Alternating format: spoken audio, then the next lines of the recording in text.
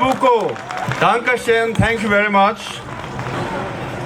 I want to thank every one of you who are here today in Paris to make a declaration from Paris all the way to Lhasa, all the way to Beijing, that friends of Europe are here with the Tibetan people, and soon we will march all the way to Lhasa, and Beijing will hear it loud and clear from here.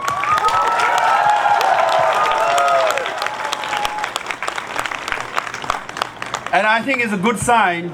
As we arrived here, wind also started blowing, because many of you were carrying Tibetan flags, and it needed a bit of wind to blow it so that the Chinese government will see that the Tibetan flag is flying very high right here in Paris, and one day soon we'll hoist this flag on the rooftop of Potala Palace with His Holiness Dalai Lama in it.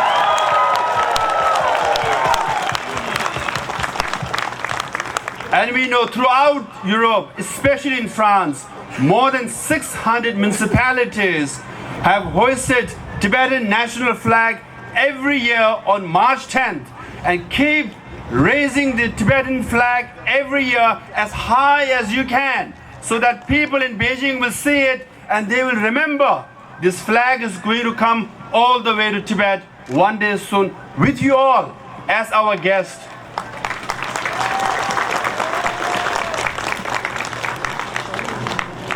And I think the sun is also saying yes.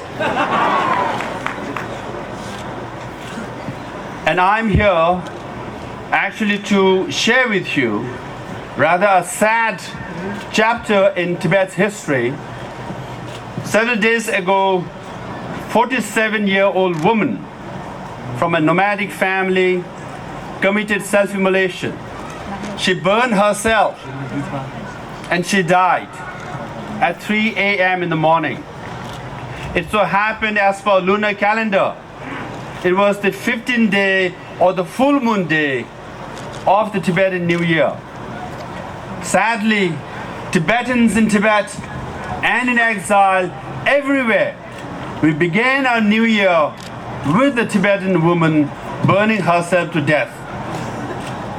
She is one of the 136 Tibetans who have burned themselves. Last year we had 11 Tibetans burn themselves, altogether 136. Among them included monks and nuns. But the majority of those 136 Tibetans who burned themselves were lay people, nomads and farmers, father and mother, students and teachers from all across Tibet.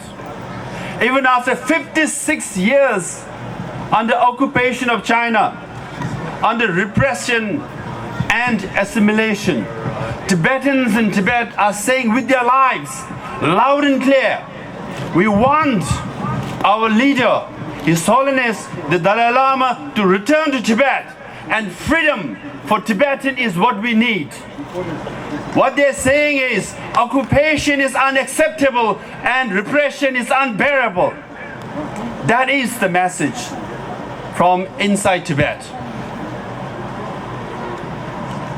Despite all this, instead of listening to the Tibetan voices with pain and sadness and desperation and determination, Chinese government is imposing more repressive policies on the Tibetan people. For example, now Tibetans have to carry an identity card with second generation high-tech chip in it. Any Tibetan goes anywhere in Tibet. There are several checkposts in many of the urban centers. You have to show your ID card. When you swipe it, they will know where you're from and all your biodata, because your biometric is in it. Now Tibetans are saying your ID card is like your shadow, without which you cannot move around. Even the Chinese tourists who have been to Tibet are saying Tibet is like a war zone. There are too many military prisons, there are too many policemen. There are too many plainclothes spies. There are too many sharpshooters on rooftops looking down at you. And there's too many surveillance cameras following you. This is the situation in Tibet. It's very similar to what was in South Africa during the apartheid regime, what is happening in North Korea, what was in East Germany, the grid system, the surveillance cameras, the spies that follow Tibetans around is unacceptable. In every major monastery in Tibet, there is what they call Democratic Management Committee, which consists of Communist Party members controlling every monastery, who gets in, who gets out, who becomes, or who is allowed to become monk or nuns, or who should be expelled from monastery. We all know His Holiness Dalai Lama. We all revere him. We all have seen him. We all have heard him. We all have met him. Some of us were lucky enough to shake his hands and get his blessing. But Tibetans in Tibet are saying, he is our most revered leader. He belongs to us as much as you. You have met him, you have seen him, you have heard him. We want to hear him. We want to meet him. That's all we want. It's been 56 years now, Tibet being under occupation. Hundreds and thousands of Tibetans have died. And every day, elder generation is leaving this world without their dreams being fulfilled, without their aspirations being fulfilled, without their longing to meet with His Holiness Dalai Lama without being fulfilled. Yet, the third generation of Tibetans, the first generation, second generation, now third generation of Tibetans who are young, who are born and brought up under the occupation of China, who have not met His Holiness Dalai Lama, who has not met with exiled Tibetans, yet they are in the streets demanding what is their right, their freedom, their liberty. Hence today's rally right here in Paris and in France is significant because this is France, this is the land of French Revolution. This is the land from where the term liberty is made very famous all around the world. Hence what Tibetans are saying is we want liberty like the French people. We want liberty that you had. And hence our appeal is that Tibetans want liberty. At the same time, we are here to remind France and European countries, liberty is what you got. Liberty is what we want. And French leaders are appealed to support liberty of Tibet. If you cannot support us, you have to answer the word liberty to French people and to the rest of the world. And equality is another word made very popular by the French Revolution. And equality is also what we seek. That is the message from inside Tibet. Hence, from France, from Paris, the declaration what we make will be for liberty and equality. And hence, leaders in France, I appeal to stand with us for liberty and equality. If you don't stand with us, explain to the rest of the world the very principles on which the French Revolution was founded and the very principles inscribed in your constitution. That is your responsibility. Our duty is to come here and appeal to you. And I'm absolutely certain that leaders in France will stand for liberty and equality of Tibet.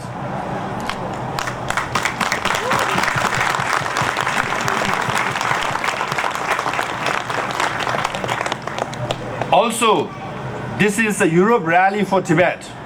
And in the Constitution of European Union, democracy and human rights are considered, are declared as the inherent, integral part of the European Union. And that's exactly what Tibetans are saying. We want democracy We want human rights for us. Please, your constitution says that you have declared so. So support our democracy and support our human rights. And I'm pretty sure European leaders will support democracy and freedom and human rights of the Tibetan people. If you don't, please read your constitution again and again and explain the rest of the world why you are not supporting us. In that sense, I really want to thank many Europeans here in this gathering. I can see many of you are all very old friends. You have been with us for decades.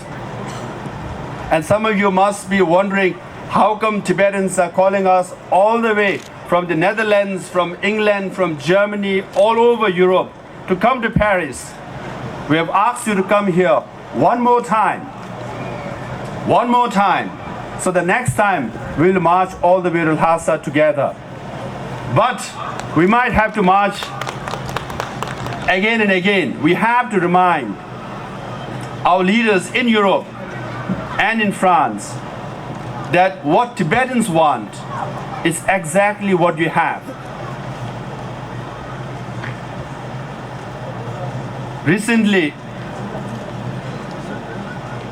Chinese government has made some funny statements, disturbing statements.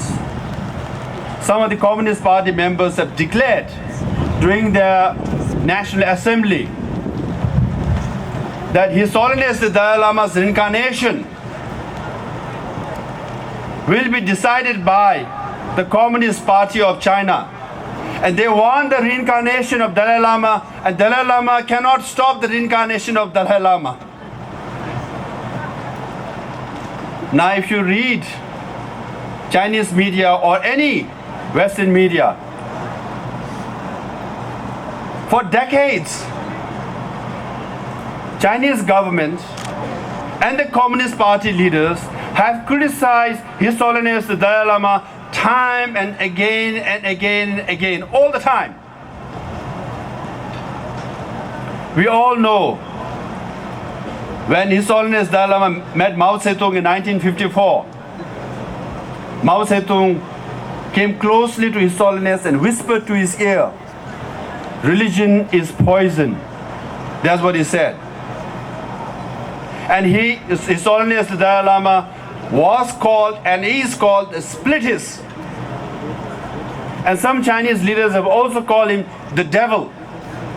But they want the reincarnation of the devil. They want the reincarnation of the spiritist now.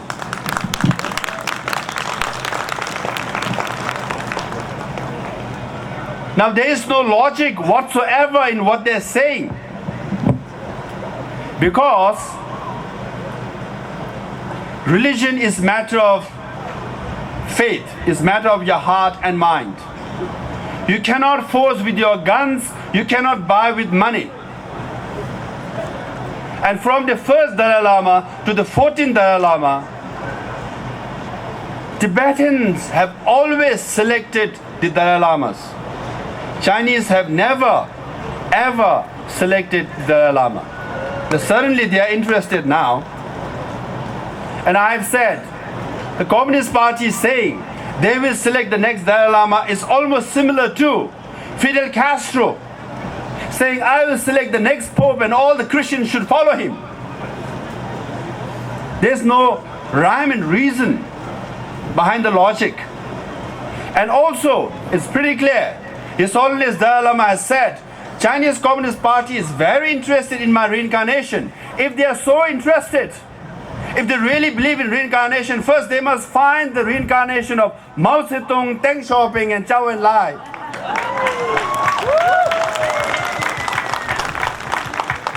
Actually, they have done more things for China. Then they can come and discuss about reincarnation of Dalai Lama. And also the idea of reincarnation, I think Chinese leaders should get it very clearly. Idea of reincarnation is reincarnation. Meaning, if you leave your mission and vision in exile, you will be born in exile to continue the mission and vision of the previous Dalai Lama.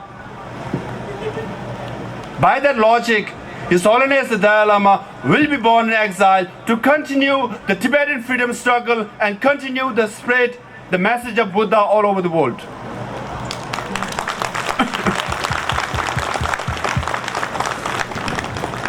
If the Tibetan issue is not resolved, His Holiness the Dalai Lama will not be born in China because there is no religious freedom, because they banned the photograph of Dalai Lama. Why would His Holiness Dalai Lama go to China and to be reborn there? And His Holiness Dalai Lama cannot be born in Tibet as well because Tibet is under occupation. Tibetans are facing repression. Tibetans cannot meet and worship and pray His Holiness Dalai Lama. So he will be born in exile by that logic. So I think the Chinese government should read the definition of reincarnation and know that 14 Dalai Lama has come to this world, and all the time we the Tibetans have selected the Dalai Lama, and we will select the next Dalai Lama as well. But His Holiness the Dalai Lama is going to be 80 years this year. He is very healthy. He maintains a very robust schedule. I have traveled with him. In fact, we get tired at the end of the day, but he doesn't. So Chinese leaders will be sorely disappointed that His Holiness is going to live for very, very long time.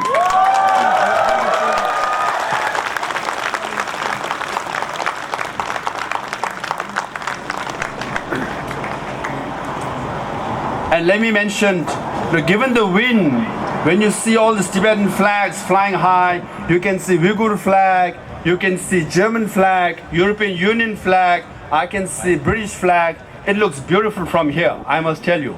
I'm sure you all are freezing and thinking, when is going to finish my speech? Looking at the sea of people here and the flags flying, it just gives me inspiration to continue. So I hope you all brought your blankets, because I'm going to be here till midnight. No clap, so you want me to finish it. I want to end, given the chilly wind, I want to talk briefly about Tibet's environment. Tibet is important, not just for 6 million Tibetans, but also for the rest of the world, particularly in Asia. Tibet is called the roof of the world. Tibet is also called the third pole. After Antarctica and Arctic, Tibet has the third highest reserve of ice.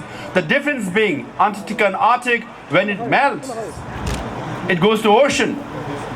Tibetan snow, the Tibetan glaciers, when it melts, it forms into fresh water and forms into rivers. 10 major rivers of Asia flow from Tibet. Yangtze River, the most famous river in China, with 3 gorgeous dams. Yellow River, the cradle of Chinese civilization. Both the rivers start in Tibet. Mekong River, which flows all the way from Tibet to Southeast Asian countries like Laos, Cambodia, Thailand, and we all know the Mekong Delta of Vietnam. It starts from Tibet and provides fresh water to all these countries. Salween River, Brahmaputra, from Tibet to India to Bangladesh, the lifeline of Bangladesh. Indus River and Satluj River, from Tibet to India to Pakistan. These are vital rivers for Asia, and through these rivers, more than 1 billion people in that area are available with water. In that sense, Tibet is the source of fresh water for all these countries. And also the Tibetan plateau is called River of the World. It's vital as far as climate is concerned. The mist forms over Bay of Bengal and the Indian Ocean, forms into cloud and hits the Tibetan plateau. And that's how the monsoon is affected in South Asia and Southeast Asia. So any delayed monsoon, the early monsoon, are due to the Tibetan plateau. Hence, Tibet is vital as far as that region is concerned. So hence, support for Tibet is not just support for 6 million Tibetans. It is a support for environment and water in that part of the world for more than 1 billion people. Because some scientists say, before wars were fought over land, Nowadays, wars are fought over energy. Soon, wars will be fought over water because China has 20% of the world population, but only 12% of fresh water. 8% of China's population, which is more than 400 million Chinese, are facing scarcity of fresh water. And the situation in Bangladesh is worse. The situation in India is worse. The situation in Pakistan is worse. And the situation in Southeast Asian countries are worse. Now, given the water crisis facing at that particular region, Tibet is vital. Now, unfortunately, Chinese government is building not just 1, 2, but 10, 20 dams over Tibetan rivers, and few of them on Brahmaputra River, which is a lifeline for India and Bangladesh. There are some reports that Chinese wants to divert some of the Tibetan rivers towards China instead of to South Asia and Southeast Asia. If that happens, you can clearly see crisis building up in that part of the region. And support for Tibet is support for environment. Support for Tibet is support for liberty, equality, democracy, and justice. Finally, support for Tibet is support for non-violence. For decades, we have committed to non-violence. Yet, in Tibet, if 3 people or 10 people gather and protest non-violently, peacefully, they get arrested, they're imprisoned, they're tortured, and often they don't come out from prison, they disappear. Yet, we have a dare to non-violence. Of the 136 Tibetans who have committed self-immolation, who have burned themselves, we discourage self-immolation. We discourage self-immolation as an action, but we support the aspiration. But of the 136 self-immolators, none of them, not even a single one of them, have harmed a single Chinese person or a property. And today also we are gathered here as a solidarity to Tibetans inside Tibet. If we have similar gathering in Lhasa, 99% of you will go to prison. I left 1% because often in such kind of gathering in Tibet, 1% are Chinese spies. So we are here with free spirit, with freedom to say what we want and ask for liberty, equality, democracy, and human rights for the Tibetan people. Tibetans in Tibet cannot do so. That is why we are doing here. And your message, your gathering here, it's a major inspiration to Tibetans inside Tibet. They will be encouraged because this is a message of hope to Tibetans. They are looking, they are listening, they are following us. They want to know what Tibetans in exile and friends around the world are doing for Tibet. When they hear that thousands have gathered and thousands have spoken out for Tibet and the Tibetan people for the non-violent struggle, their spirit will be high and their hope will be alive. And the message of hope is very important. In that sense, I want to thank the organizers of this rally. They have put a lot of efforts, all the volunteers, and especially each one of you who took the time and the trouble to come all the way to Paris. Finally, I firmly believe, just recently I gave several media interviews, I gave several talks, and I get this question often. They say, you left America, you went to Dharamsala for seemingly very difficult tasks. Some say it's impossible task. But I say no. Justice and freedom for Tibet is possible. Not only possible, it will be realized very soon. Why? Because same thing was told to Nelson Mandela when he spent 27 years in prison and 8 years in solitary confinement in Robben Island. He was written off by experts and media said, Nelson Mandela cannot free himself. Forget about restoring democracy in South Africa. No, Nelson Mandela walked the streets of South Africa and democracy was restored.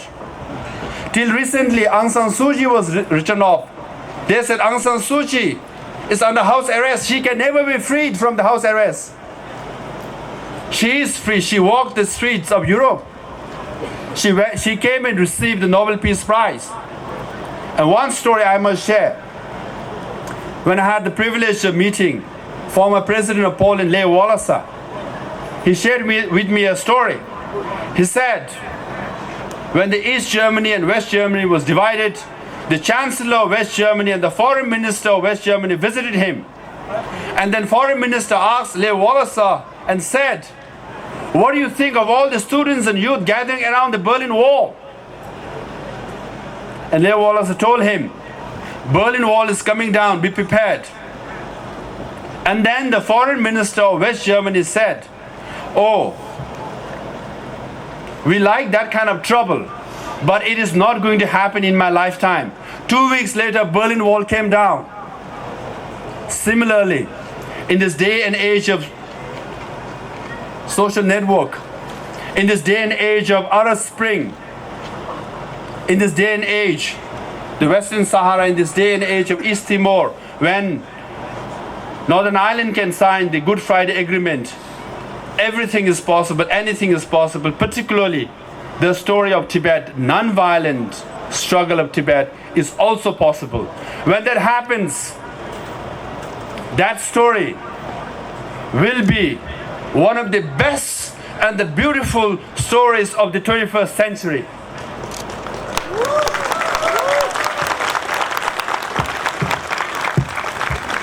When that happens, that will be the success of nonviolence, that will be the success of liberty, that will be the success of equality, that will be the success of democracy, that will be the success of human rights, that will be the success of rally right here in Paris. You will be contributing to that success. For that reason, I want to thank on behalf of 6 million Tibetans to our friends from all over. Be with us, march with us, few more times, only few more times. We are getting there very soon. Thank you very much. Merci, Lobsang Sangay. Merci. On l'applaudit.